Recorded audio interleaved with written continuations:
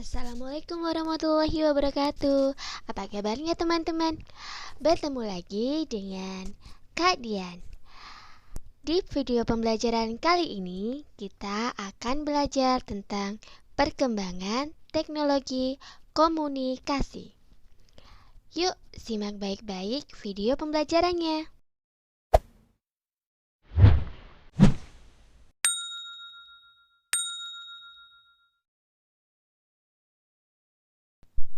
Yang pertama, kita akan membahas tentang pengertian komunikasi.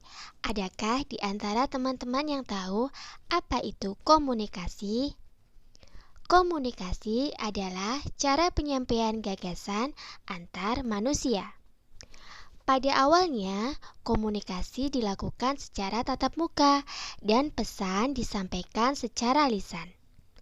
Namun, kebutuhan untuk menyampaikan informasi secara tidak langsung juga sangat diperlukan, sehingga ilmu tentang komunikasi semakin berkembang.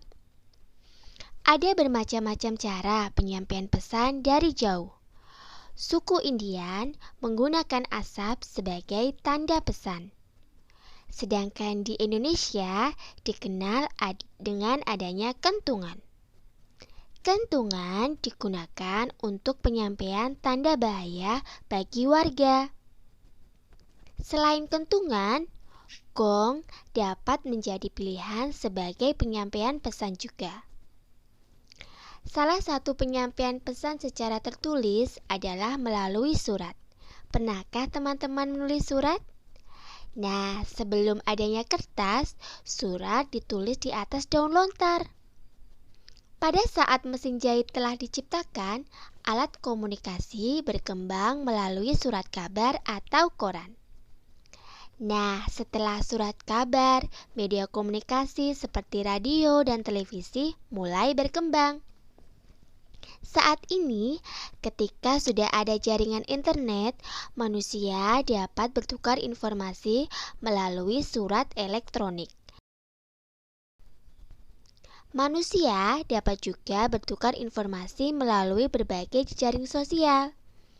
Jejaring sosial dapat menghubungkan kita ke belahan dunia manapun. Setelah kita mempelajari sejarah tentang teknologi komunikasi, sekarang kita akan belajar tentang macam-macam teknologi komunikasi. Manusia berkomunikasi dengan berbagai cara. Perkembangan teknologi komunikasi telah menghasilkan berbagai jenis alat komunikasi. Ada yang telah digunakan sejak lama, maupun ada juga yang baru dikenal masyarakat. Daun lontar, prasasti, dan gong merupakan alat komunikasi tradisional pada masa lalu. Selain itu, ada pula lonceng yang berfungsi sama dengan gong. Pada masa berikutnya, muncul telegraf dan pesawat telepon. Dengan adanya teknologi, telepon berkembang menjadi telepon genggam atau biasa disebut ponsel. Ponsel merupakan alat komunikasi modern yang terus mengalami pembaharuan. Sekarang kita akan belajar tentang sejarah penggunaan telepon. Telepon digunakan untuk menyampaikan pesan suara. Manusia sudah mengenal surat dan telegraf sebelum ditemukannya telepon. Namun, surat memerlukan waktu berhari-hari dalam menyampaikan pesan. Selain itu, komunikasi dilakukan secara tertulis. Telepon muncul pertama kali pada tahun 1800-an. Berdasarkan hasil penelitian tentang gelombang bunyi, Alexander Graham Bell menciptakan telepon. Pada uji coba pertama kali, daya jangkau telepon sekitar 8 mil. Selanjutnya ada satelit telepon. Oleh karena itu, daya jangkau telepon semakin luas. Komunikasi dapat dilakukan antar negara. Sekarang jaringan telepon bergerak melalui satelit. Kita dapat berkomunikasi di mana saja dengan menggunakan telepon genggam atau ponsel. Selain telepon, ada juga alat komunikasi tulisan. Sejak zaman dahulu, komunikasi secara tertulis sudah mulai dilakukan. Ada surat yang ditulis pada daun lontar. Selanjutnya, surat ditulis pada selembar kertas dan dimasukkan ke dalam amplop. Surat akan dikirimkan oleh petugas pos dalam waktu tertentu. Waktu penyampaian surat tergantung pada jarak tujuan dan biaya pengiriman. Biasanya sekitar 3 hari sampai 1 minggu. Pada abad ke-21 mulai dikenal surat elektronik atau surel. Surel dikirim melalui jaringan internet dengan alat bantu komputer. Melalui surel, pesan dapat diterima di tempat tujuan sesaat setelah dikirim. Tentu saja hal tersebut sangat membantu komunikasi. Kini, surel bukan lagi satu-satunya alat komunikasi yang cepat. Melalui telepon seluler, kita dapat berkirim pesan menggunakan aplikasi pesan singkat atau yang biasa disingkat SMS.